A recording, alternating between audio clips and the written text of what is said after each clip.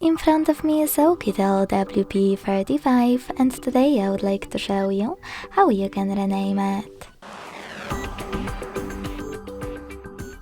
Begin by launching settings and scrolling all the way down to tap on About Phone.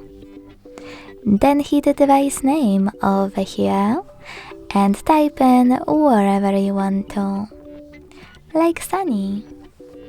When you finish, hit OK and then select OK in device name pop-up about visibility.